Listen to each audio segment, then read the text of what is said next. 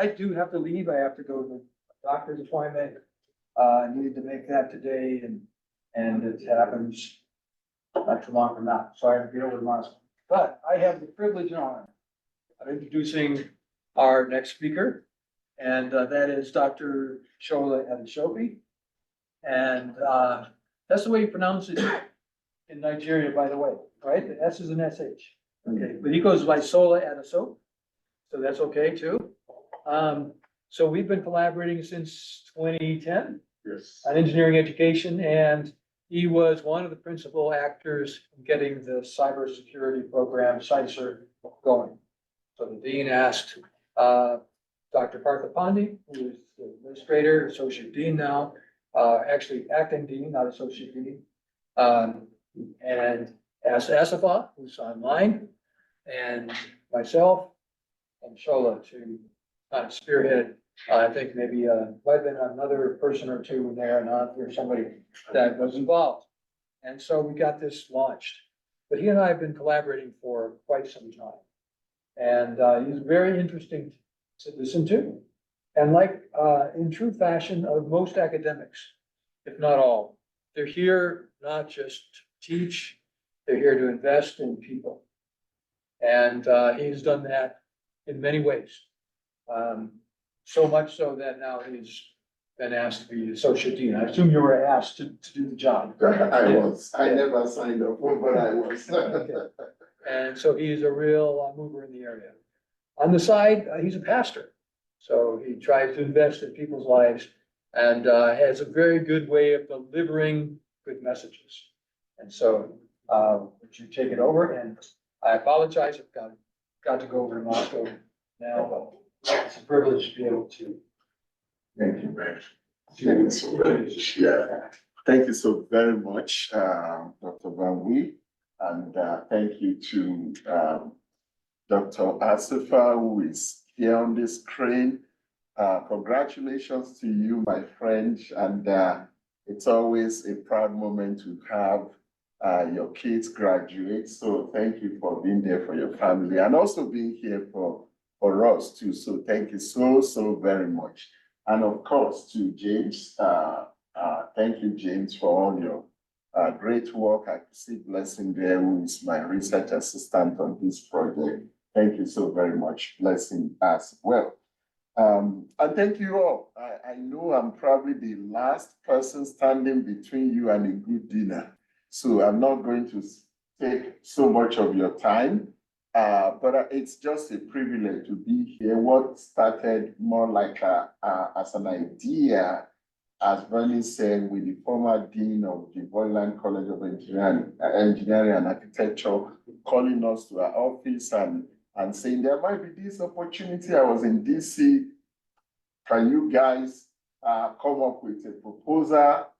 In fact, I don't think we saw the call before we started ideating and thinking about the proposal. And then the call came out later and we put something together. I really want to say a big thank you again to Asifa, who actually led the majority of the work in terms of the proposal. So thank you for being here. This is an exciting project, and I know over the past week or so, you have had incredible, unique opportunity to be here at this workshop and learn from different key players in the field of cybersecurity.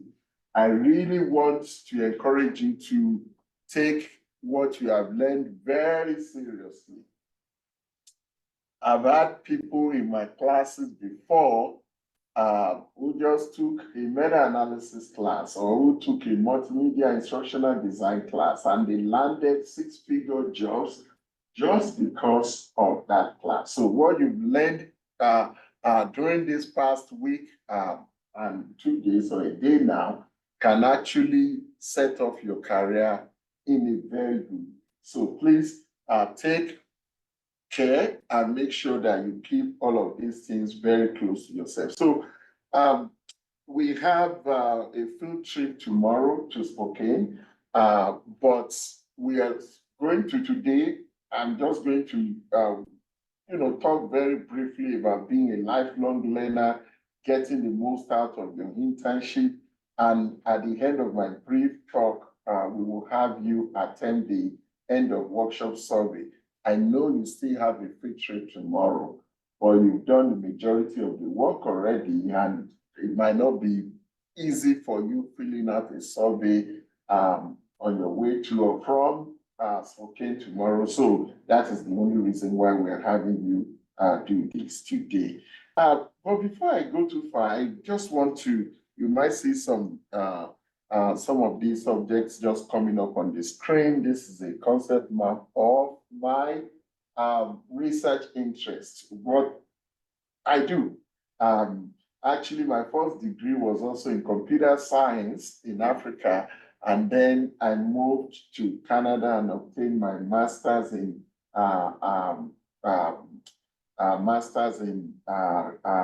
instructional design, so to say, or educational technology, as well as a PhD in educational psychology, because my advisor moved from core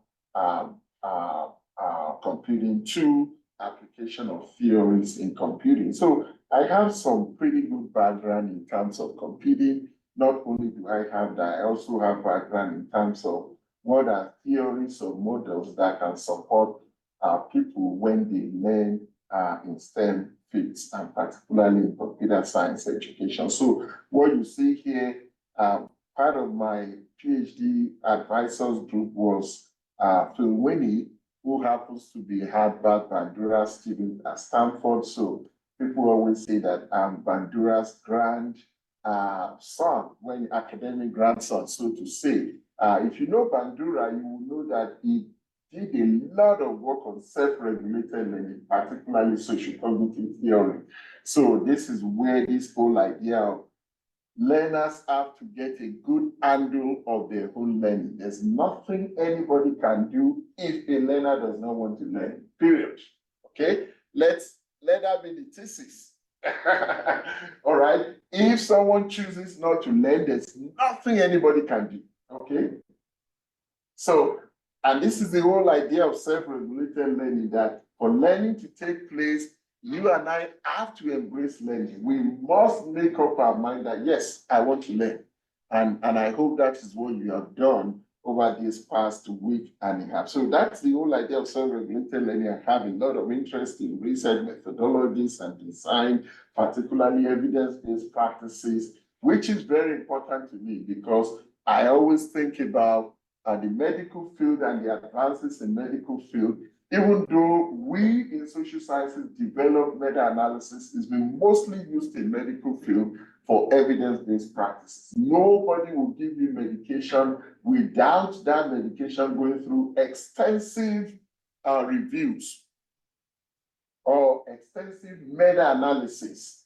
What are the side effects of this medication? Those are what we call interacting factors. So there are statistical models for dealing with all of those. And my question is that why can't we use that in STEM education? Why can't we build evidence in terms of what works and what does not work in STEM field?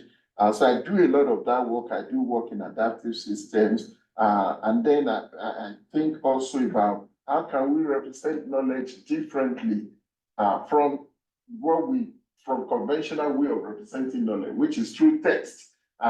Then I go into the use of diagrams, just like you see here, for knowledge representation. I also do learning analytics. Well, you can, just a little bit about me. Well, being a lifelong learner, who is a lifelong learner? This is a multi-million-dollar question.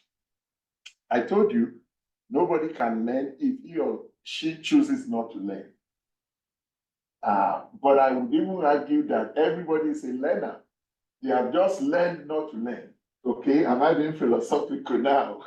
If you learn not to learn, you're still a learner. You've just chosen not to learn. Who is a lifelong learner? Someone who is committed to ongoing education.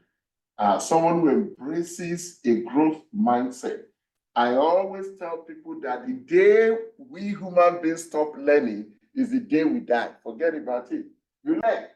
Whether you want to learn or not learn, you just chose not to learn. So the day we stop learning is the day we die. When the heartbeat is no more there, then we stop learning. There's nothing anybody can do. You've ceased to learn completely. So as long as you and I are still alive, we must embrace learning because it just occurs. Whether intentionally or unintentionally, we learn. And that's the more reason we have just got to develop this self-regulatory skill set to handle the way we learn. Lifelong learning can consist of multiple activities, including earning a degree, formal schooling, formal education. What you are doing now might not be tied to your degree per se, but could also be tied to your degree, or it could be about earning, pursuing certifications, on the job training, reading to learn new things. Even when we grow up, my parents and if you have grandparents, they're still learning and learning to, oh, there's a new way to pay their bills. It's now online. They don't have to go to the post office. They have to learn how to use the internet. Things are changing. So every day we all learn. That is what it means to be a lifelong learner. And that's the goal of education, really. A lifelong learning can occur in formal and informal spaces to foster continuous development and improvement of knowledge and skills needed for career and personal fulfillment. It's not just only for career. As I said, grandparents, they are fully retired, they are still learning. I can go into philosophical argument about why learning occurs all through the lifespan, really. Lifelong learning is the ongoing education of the self because it's on a continuum. This type of learning is often self-motivated. I told you about that. And sometimes even self-taught. It's all about having that fierce desire to gain knowledge and skills whenever, wherever, and however. So this whole idea of becoming a lifelong learner is very critical. And as you go on internship, you are going to be learning. You've just got to embrace that as part of your lifelong learning. So let me briefly talk about 7 ways to become a lifelong learner. Number 1 is self-regulated. Okay? Number 1 is self-regulated. Did I tell you about what self-regulation means? It means to take hold of your own learning. Don't let another person define how you learn. Take hold. You be in control, be in charge of your own learning. Accept responsibility for your own learning. Number 2, keep a list of to learn things and set goals. You need to set goals. These goals are important. I think there's a slide whereby I might need to go more into goal setting. Yes, there is. So I won't discuss that a lot now. But to be a lifelong learner, you have got to set goals. If you are going into internship, what are my goals out of this internship? The very day I started working for Washington State University, I had goals, both short-term and long-term goals. I walked into my office, they showed me my office, then I opened my computer and I said, one of my goals is to get promoted 1 year early. And I didn't tell anybody, but that was my goal. I kept it in front of me every single day when I came to my office. I wanted to really be diligent and focused. And then that's a long-term goal. That will not happen until 6 or 7 years. What were my short-term goals? I had to define those. For me to achieve this goal in 6 years, these are things I have to do on a semesterly basis, on a monthly basis, on a weekly basis, on a daily basis, and on an hourly basis. And then I revisit those goals as I go along. In fact, most of the studies I wanted to conduct to be tenured, I had them all planned out my first week of resuming here. So that is how to be a good student, a learner, so to say. Then ask questions when you are confused. I know we all come from different cultures. I come from an African culture whereby help seeking is seen as deleterious, okay? Help seeking is seen as maladaptive. Help seeking is seen as a form of weakness in that culture. If you come from Asia, I think it's almost similar. If you're asking questions, you're ashamed. Sometimes you feel like, oh, somebody is going to think that I'm dumb. No, in Western culture, and not just only in Western culture in the US here, but also research has shown that very good students know how to ask good questions. And I would even take a pause there and define that. There is no question that is not good. It depends on how you view things. Just ask. Please, how do I do this? That's a good question. I don't know this. What if I do this? Will I get this?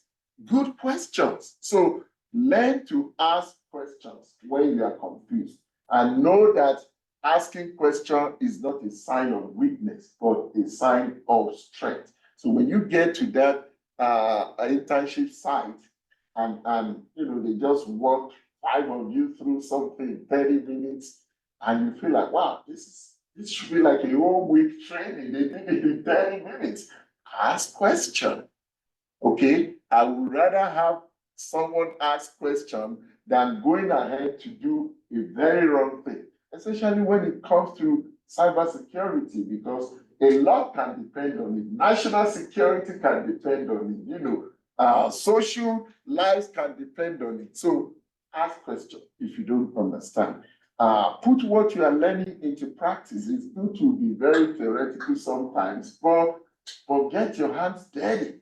Roll up your sleeves when you get to those sites and do something. Put it to practice. What you learned here in 2 weeks, get it to work. Improve your memory by reading and rereading, doing practice. There's this repeated research literature in educational psychology showing that you can actually improve your memory when you reread and you do practice testing. So if you want to be a lifelong learner, you can read something and self-test yourself. It's called practice testing. Okay, how am I doing well on this? And then you discover gaps in knowledge, and then you can, I consistently got all of this wrong, and it's a particular topic. Then maybe I need to focus on this particular topic and get it right. That will not happen if you don't become a lifelong learner, if you don't try to approach gaps in knowledge and strategically deploy resources to overcome those gaps. As a professor, I mostly teach, not even I teach graduate class, mostly PhDs. And when I started, I graded students and they didn't do well on the final paper. And I think a couple of students had scored a B plus or maybe a minus. And I think B. And I said, okay, would you fix this problem and submit the paper back to me so that I can see that you have acquired the knowledge? I was shocked because these PhD students said, oh, Professor Sola, I have gone to my home country, just give me a B, it's a pass. And I'm like, what? That's not the sign of a learner, because they scored that B because they missed very key points in that topic, okay?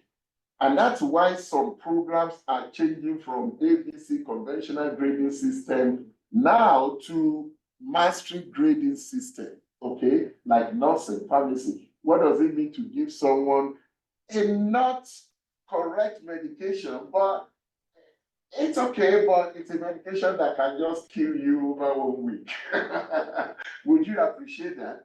Even though the guy scored B plus in graduate school, but then prescribed not so good medication. What does that mean? So they are moving away now to more of you have got to develop mastery. So what did I do? I changed my philosophy of grading PhD students. If the key ideas in that course, if they're not mastered well, I do not give grades. All I say is, well, these are problems. These are the problems with this paper. Go fix them. Okay, you get an incomplete. And when you finish fixing this, resubmit the paper, and then I will grade it. Well, James has experienced that before. I'm blessing. And you know what? People started paying attention to being a learner rather than just getting grades and going out. So even without the professor forcing you to do that, be a learner. Want to know. If there are gaps in your knowledge, ask yourself, how can I overcome this weakness? How can I overcome this gap? I always joke with my kids that if you don't kill your weakness will kill you. And they will laugh. I could be philosophical sometimes. And it's true. Don't say it's my weakness. I don't read very carefully. It's my weakness. Wow. What if you were given a medication that says only take 1 pill a day, but because you don't read very carefully, you took 4 and it kills you or it just does more damage? So what am I saying? Pay attention. Read and read. Be a lover of reading. Embrace a growth mindset. And there's a rich literature around fixed mindset and growth mindset. A fixed mindset person says that this is what I know. I'm not shifting ground. I don't want to know anything more than that. That's a fixed mindset. Remember, every day we are alive, we are a learner. We must continue to learn until we die. So that should give us a growth mindset. Open up your mind. Learn all. There's a technology that can solve this problem, or there's a new way I can write a code, a C++ code that can address this security breach. Be open to learning new things. Embrace a growth mindset. Then, of course, I have this last. Read, and continue to read. I've always found that very, very useful. So now let me conclude with making the most of your internship. I think I've spoken along with what you need to do about your internship. Let me just briefly summarize with 10 things that you want to do. And I have this, James. I can send it to you. You can feel free to share it with everyone. 10 things you want to do when you go to your internship to make the most of it. Meet and learn about your co-workers. It's very important. This is not just about you.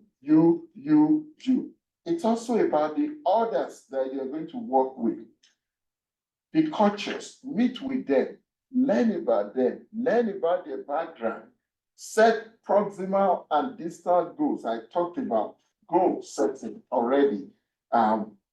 Even before you go there now, or when you get there and they tell you this is all you need to do over 1 month or 6 weeks, set your proximal goals at the end of this 6-week internship. What do I want to achieve? What are my goals? And then set, those are distal goals. Then proximal goals. What are my goals every week? What are my goals every day? Set more proximal goals and then your distal goals. And Bruno, part of your distal goal could be, this is a lovely working environment. The salary is competitive. The working environment is friendly. It's in a city I would love to work in when I graduate.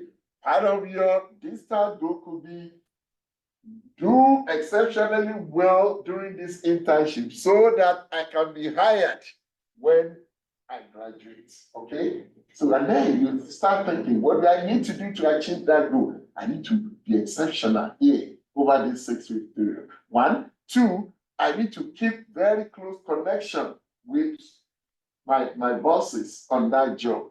3, I need to do all these other things. So make sure you have those well laid out and revisit those goals. Then learn through mastery as well as vicarious experiences. You can master some, you can learn through mastery whereby you actually do. Get your hands dirty. I said you roll up your sleeves, work, But also you can learn vicariously by watching others. And in fact, in many high-stakes cybersecurity environments where national security is at stake, you might not be thrown into, you might not be the last guy to make those big decisions. So they might just be showing you, but there's a lot of learning that happens when you watch someone do it. So watch and watch very carefully. That's what we call vicarious experiences or learning. Be professional. And when I say be professional in your attire, know the dress code for that company or the organization. Okay. Don't, if they want you to dress just like I'm dressed now, or if they want, there are some environments that are very professional. They even want you to wear your tie and have a suit on. Don't put on your jeans, open jeans with so many places open on the jeans, and you put the face cap to the back, and you put your hands in, and you put in your eye stuff in your hair, and you start dancing in, okay? The boss might just say, this guy is not going to be a fit here at all. Learn, be very cautious. Your first day, even if they didn't tell you, you can ask, what's the professional attire here? They will tell you. Even if they don't tell you openly, you will see, watch your first day, look at how people do things, and adjust very quickly. Talk about timing, be professional in terms of timing. If the office opens at 8, be there 7:50. Okay.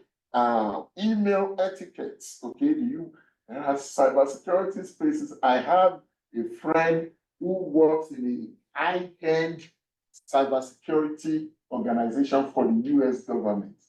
They do not even allow them to take their phones into the building. Okay. He works in Georgia. I won't tell you where in Georgia. They have to lock up their phone downstairs because the whole environment is terribly secured. Okay, so that's not a place whereby when you get on the system, you want to use the email to say, hi, babe, I just want to tell you I'm here. Come on, you can get yourself into a serious problem. So understand hierarchy in that organization. There are organizations have hierarchy.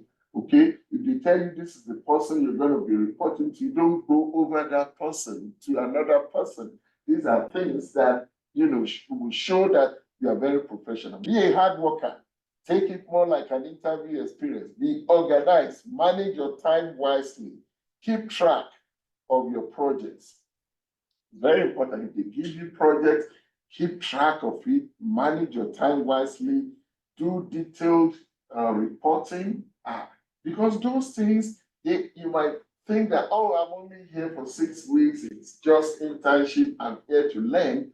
You might not know all the intricacies of the cybersecurity terminologies, all of the things they do there, but the little thing, the narrow thing they give you, if you are very detailed in the way you report to your boss, it could get you a job. Because they could say, wow, if this guy can be this detailed with this very little task, this could be someone that we could train and could hire. Okay, find time to make lasting friends and contacts. Again, many people will tell me that they got jobs when they finished because they had internship in that organization or in that company. Okay, internships, they are almost always a good leg in to the company or to the organization. So you need to make friends when you are there. Make contacts, share your email, share your phone number, make contacts, even when you leave. Once in a while, say, oh, I really had a fantastic experience. Send them an email to thank them for the experience. Keep in touch with them.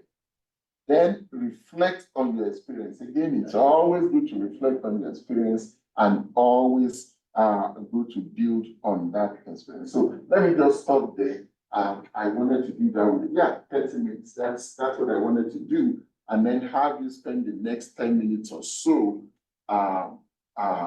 filling out the survey here.